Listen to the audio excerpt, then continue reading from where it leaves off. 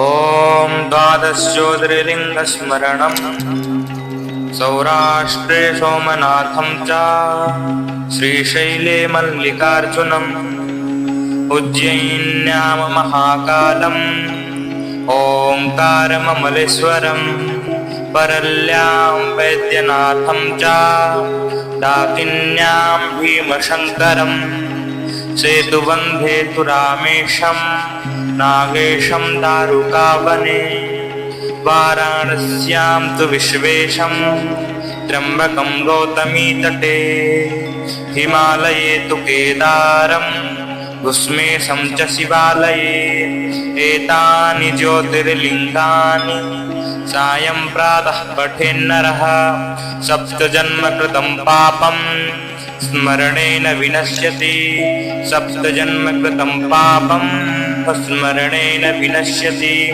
Om Shri शिवमहापुराणे द्वादशज्योतिर्लिङ्गस्मरणम्। Om Shri Shamba सदाशिवार्पणमस्तु।